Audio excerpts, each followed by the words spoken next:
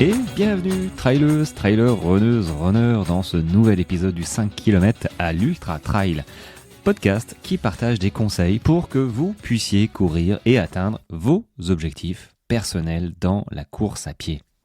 Et bonjour les amis, comment allez-vous? Comment vas-tu? Moi ça va bien, il est toujours le soir, je suis un peu fatigué, alors je sais pas si c'est bien que je m'enregistre le soir ou pas, toujours est-il que c'est comme ça. J'espère que la fatigue de ma journée ne se fait pas trop ressentir, je sais pas si tu m'écoutes le matin, vous êtes pas mal à m'écouter le matin, et puis au fil de la journée, je sais que vous m'écoutez en courant, dans la voiture, pour aller au travail, donc ce petit format là je pense qu'il est plutôt sympa, 15-20 minutes. Il passe partout, il y en a qui m'écoutent sous la douche. Bon, après, je veux pas savoir, vraiment. Mais c'est vrai que moi, j'écoute à peu près partout. Je regarde pas mal de vidéos YouTube aussi. Je regarde pas forcément les images, mais j'écoute. Donc c'est ça, le format comme ça, nomade, c'est plutôt cool. Et je le vois d'ailleurs depuis septembre, la rentrée, tout le monde est rentré. Voilà, tout le monde a repris ses habitudes. J'en avais parlé hier ou avant-hier. Donc les écoutes remontent et c'est cool, vraiment. Après, je comprends, juillet, août, bah voilà, on a autre chose à faire, on est en vacances, on décompresse, on déconnecte. Donc, sûrement que l'année prochaine, je ne ferai pas un épisode par jour parce que, sincèrement, c'était peut-être un petit peu too much. Et d'ailleurs, j'avais un petit peu levé le pied au mois au mois d'août, pardon. Mais très clairement, bon, je verrai ce que je fais l'année prochaine. Si je pars en vacances 3 semaines, c'est certain que tu vas pas m'entendre très longtemps. Alors je vais peut-être en programmer, toi, quelques-uns pour que tu m'écoutes quand même, que tu aies ma voix dans les oreilles. Mais bon, c'est vrai que juillet-août, c'était une période assez creuse. Et tu vois, dans l'entraînement, juillet-août, on pense que c'est les beaux jours, mais en fait, j'ai envie de dire, c'est presque la merde pour s'entraîner. Surtout si tu habites dans le sud. Allez, ou si le pays est en canicule, va t'entraîner. Moi, je me souviens, quand j'habitais à Toulon, waouh, s'entraîner pour un marathon, tu te lèves à 5h, 5h30 pour essayer d'avoir un peu de fraîcheur, c'est-à-dire 20 degrés, toi, 20, 21 degrés, parce qu'à 8h du matin, avec le soleil, c'était mort. C'est ultra pénible et je l'ai vu avec mes coachés, ils ont eu du mal à trouver de la motivation, le temps, c'est infernal. Enfin, dans le sud-est, là, tu peux pas courir le soir, enfin, sud-est même. Après, il y a Bordeaux, enfin, toutes ces régions où il n'y a pas trop de vent, enfin, oh là là. Dès qu'il fait chaud, de toute façon, le soir à 21h, 22h, va courir, il fait 28 degrés, il y a pas de vent, il fait hyper lourd.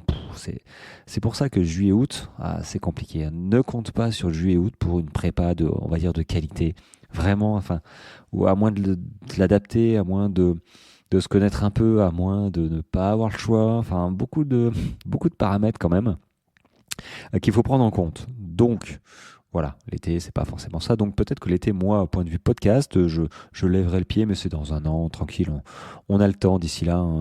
Il y aura le calendrier de Noël, le calendrier de l'Avent, tu vois, comme d'habitude. Enfin, comme d'habitude. Ouais, ce sera la deuxième fois. Mais l'année dernière, tu avais bien aimé enfin, toi, pas spécialement, toi, mais vous, en règle générale, ce format de calendrier d'Avent, de l'Avent au mois de décembre, c'est-à-dire un épisode du 1er au 24 décembre.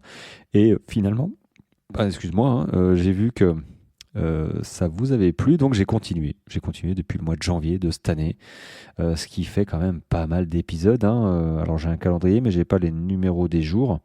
On est au mois de septembre. Septembre, c'est le 9e mois. On va dire qu'il y a 30 jours par mois. Allez, on enlève 4 dimanches. Ça fait 26 épisodes par mois, fois 10, ça fait 260, et je retire 26 pour le mois, voilà, de trop. 260, allez, 240, allez, 230 épisodes. Là, ça me fait 230 épisodes depuis le mois de janvier. C'est pas mal, Ouais, j'avoue, c'est pas mal.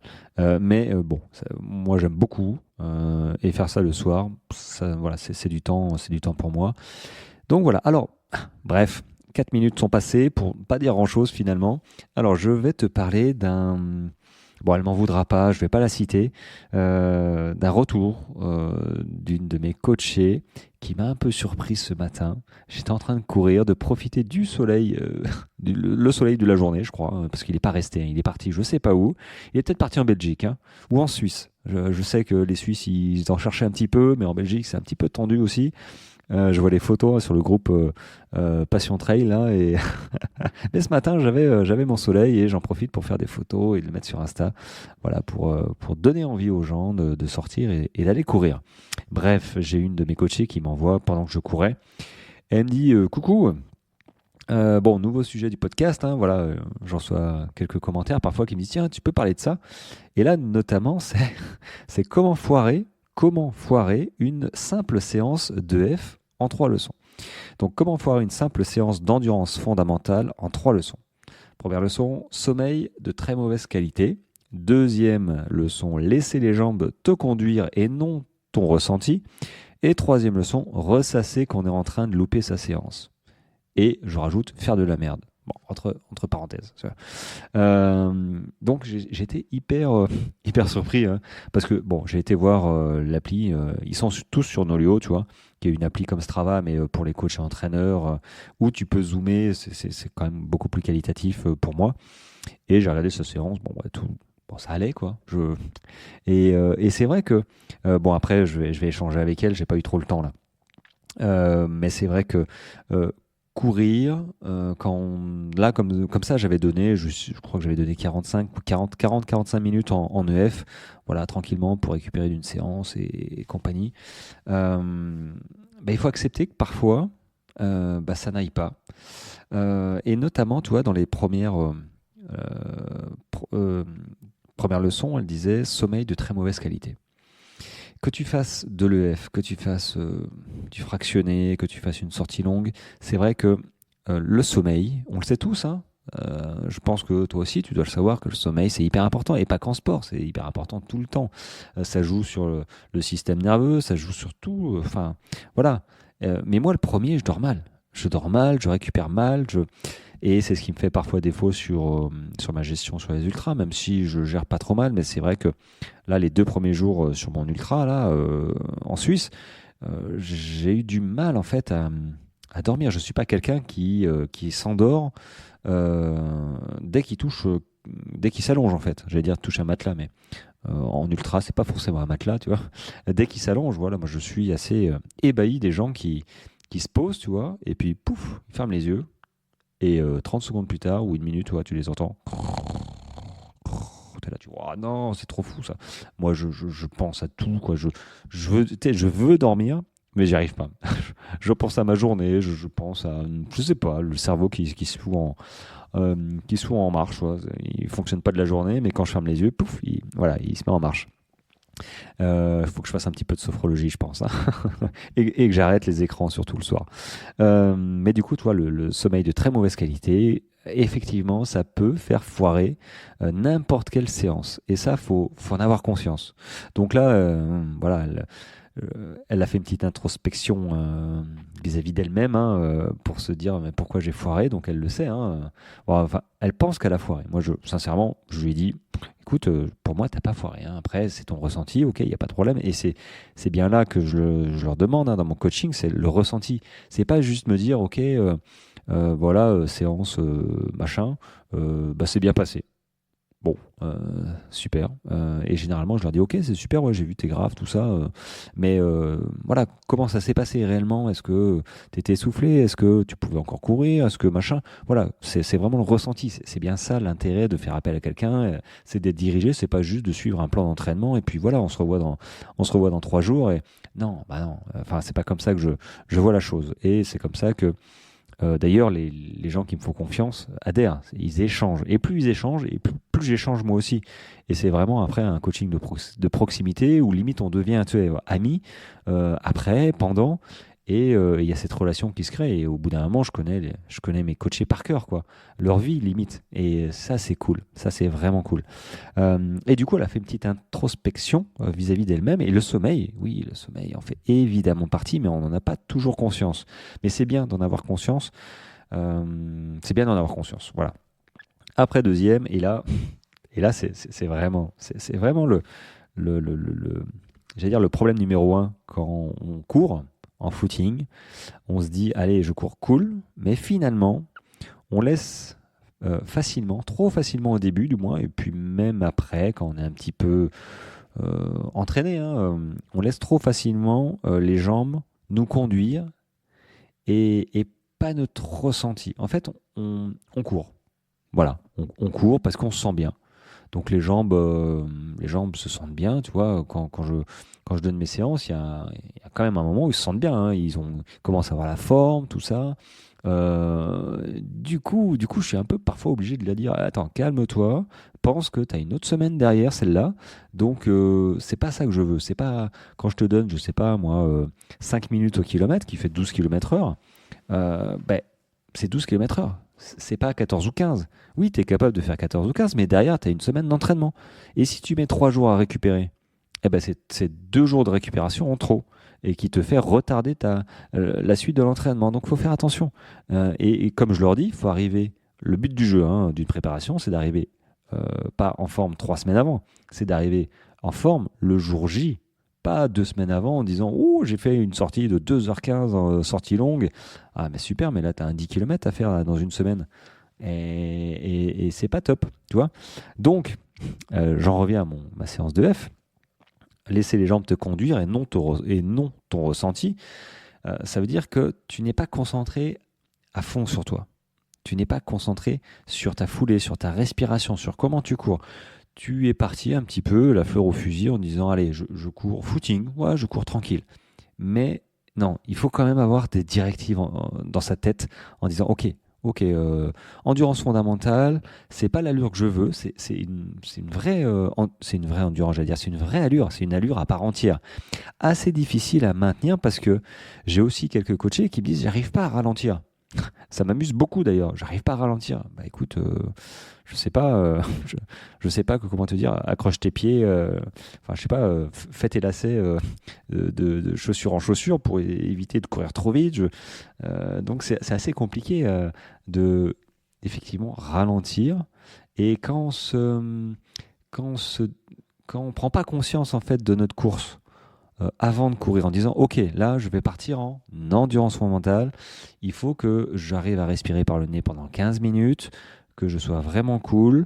Il faut avoir conscience de ça avant de courir, parce que si tu ne le dis pas, bah, il y a une chance sur deux que tu cours comme tu le sentes, et ça comme tu le sens, pardon, et ça c'est pas top.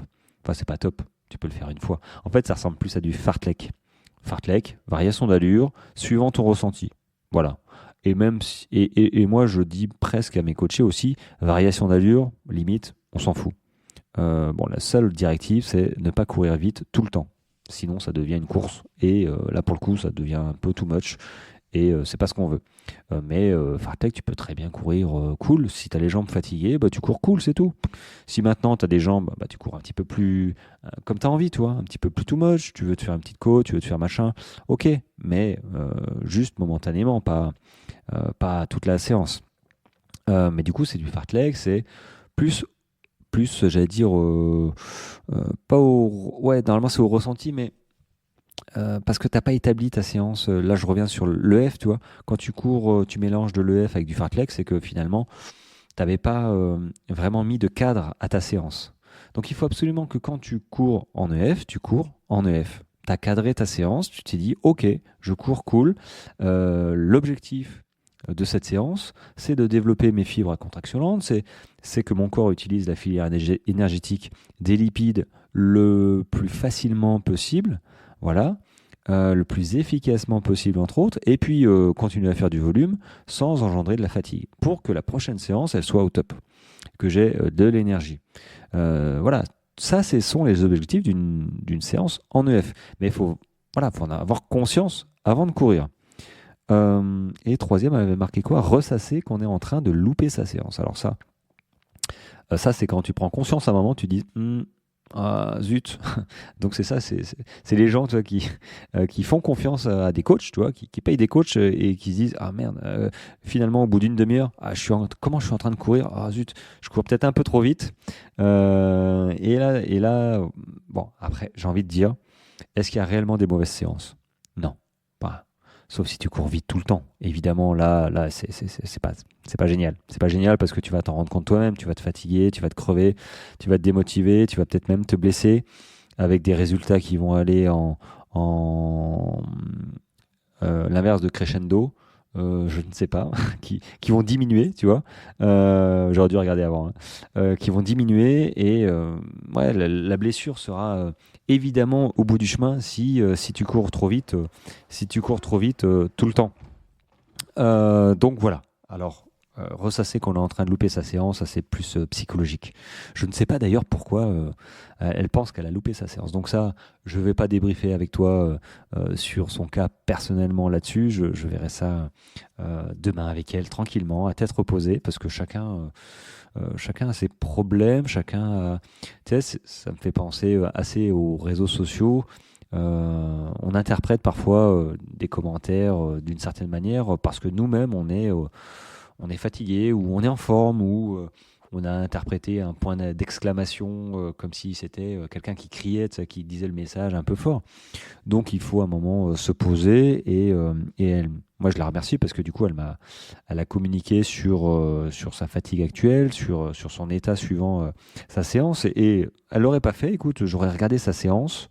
Bah, quand je regarde les graphes, sa séance, elle n'est pas loupée. Mais elle pense qu'elle a loupé sa séance. Donc ça, c'est intéressant parce que, ok, les, les entraînements sont physiques, il n'y a pas de problème. Mais qu'est-ce qui te fait louper une course? C'est la prépa mentale. Qu'est-ce qui te fait gagner aussi une course? C'est aussi la prépa mentale. Alors, c'est pas tout, hein. Et comme je l'ai dit hier, on est dans une sphère. La sphère hein, où tu mets à l'intérieur la prépa mentale, l'entraînement, donc l'entraînement en côte, sortie longue, EF, tu as l'alimentation, tu as l'équipement, tu as beaucoup de choses en fait qui forment cette sphère. Il faut essayer de maîtriser au mieux tous ces paramètres qui, pour moi, dans ma tête, dans mon esprit, se transforment en ballon, en petit ballon, en sphère, hein. Et ça, c'est bien. Et la sphère, plus tu maîtrises ça, tous ces paramètres, plus la sphère, elle grandit et plus tes capacités aussi grandissent aussi. Mais au début, tu as une toute petite sphère parce que tu maîtrises pas tout. Et limite, c'est même pas une sphère, c'est un truc qui ressemble pas à grand-chose parce que oui, peut-être que tu commences à maîtriser ton entraînement, mais l'alimentation, comme moi, mon premier marathon et semi, je connaissais pas. Aucun intérêt en fait, à part mon gâteau sport pour le petit-déj. Bon, ben voilà, je m'étais pas posé la question. Et petit à petit, on apprend, tu apprends. Et ça, c'est ça. Il faut élargir ses compétences. Et du coup, tu vois, la prépa mentale, ça fait partie de ça. Et mon job à moi, c'est de préparer mes coachés mentalement pour qu'ils acceptent et qu'ils progressent de semaine en semaine. Et pas seulement sur les courses. Alors oui, sur ta course, prépa mentale, mais évidemment, ça, c'est un conditionnement à avoir, c'est une préparation à avoir pour optimiser la réussite de ta course. Mais maintenant, c'est pas que le jour J de ta course, c'est pas que la dernière semaine, c'est toutes les semaines où il faut être attentif à savoir comment tu te sens. Et comme je leur dis souvent, profite d'être bien parce que dans pas longtemps, tu seras moins bien. C'est comme les niveaux, hein, on peut pas être bien. C'est comme je disais, si tu es au top de ta forme 2 semaines avant la course, c'est moche parce que tu n'arriveras pas à être au même niveau d'énergie 2 semaines plus tard. Ou très peu de chance, vraiment. Donc il faut être en forme le jour J. Et je leur dis, si tu es en forme, profite parce que dans quelques temps, tu seras un peu moins en forme, tu auras les jambes lourdes, tu seras fatigué. Et oui, parce que la progression, elle n'est pas linéaire. Et ça, c'est pas un truc qu'on pense au début. Progression, voilà. Bon, j'en ai déjà parlé, j'en reparlerai d'ailleurs de comment on progresse réellement et l'accepter. Donc, moi, la prépa mentale, je vais aller revoir ma coachée demain, tu vois, ou aujourd'hui, hein, si tu écoutes cet épisode aujourd'hui, au moment où il sort, hein, bah voilà, pour savoir un petit peu comment ça s'est passé, les raisons du pourquoi elle m'a fait ce message. C'est peut-être juste un petit coup de mou passager ou plus, mais j'ai besoin de le savoir et puis de trouver les mots du coup pour la faire sortir de là et lui dire que sa séance de F, finalement, elle était quand même réussie. Objectivement, elle était réussie. Voilà. Donc, pour en revenir, sujet de ce podcast, c'était comment foirer une simple séance de F en 3 leçons. Bon, bah voilà, hein, t'as sommeil, pas réfléchir vraiment à l'objectif de ta séance, donc courir en version footing, voilà, footing comme je le sens, quoi. Et troisième, ressasser qu'on est en train de louper sa séance, ça c'est plus mental. Voilà, mais c'est vrai que les deux premières, ça a quand même une grosse incidence sur sur une réussite d'une séance, bon, soit en EF, mais en règle générale, même une séance d'intensité, bref, toutes les séances. Voilà, on arrive à 20 minutes, tranquillement. J'espère qu'elle va écouter cet épisode, mais je vais quand même l'appeler, lui laisser un message pour voir un petit peu. Moi, je suis comme ça dans le coaching. WhatsApp, ça fonctionne tous les jours, le dimanche aussi, le soir, le matin, bref. C'est l'avantage, tu laisses ton message et moi je te réponds. Et d'ailleurs, je te fais passer ce message-là aussi. Si tu as besoin de renseignements sur le coaching, si tu as besoin d'une réponse à une question, d'une prépa, je sais qu'il y en a qui le font. T'hésites pas à m'envoyer un mail, un petit WhatsApp, quelque chose pour que je puisse te répondre. D'ailleurs, j'ai un sujet pour demain qui est quand même, je trouve, intéressant. C'était... non, je vais pas te le dire. Je vais pas te le dire. Je vais le garder parce que je me connais, je peux changer de sujet demain aussi. Donc, mais j'en ai quand même un de côté qui sera hyper intéressant, notamment Covid, sport. Tu vois. Donc c'est sympa. Enfin, c'est sympa. Ouais, voilà. J'aurais quelque chose à dire là-dessus. Bref, allez, sur ce, merci de ton écoute. J'espère que je t'ai pas trop saoulé au début et à la fin. Voilà. Mais bon, c'est le jeu aussi. De m'exprimer. Moi, je te souhaite une très bonne journée. Et, ah oui, si, juste avant de te laisser, n'oublie pas, j'ai sorti ça sur Insta pour la newsletter. Il y a les newsletters exprès, séance de côte. Voilà, j'en ai sorti 2 qui sont en article de blog. Donc, si tu t'inscris à la newsletter, tu auras le lien pour accéder au blog privé. Voilà, où là-dessus, il y a toutes les newsletters et notamment les newsletters sur les séances de côte avec des exemples, séances courtes, de côte courtes, moyennes, longues, avec des exemples, des vrais exemples que je donne à mes coachés et qui les font vraiment progresser. Voilà, donc je t'encourage à cliquer sur le lien de la description de chaque épisode, de rentrer dans le lien et puis dans le lien, tu auras inscription à la newsletter.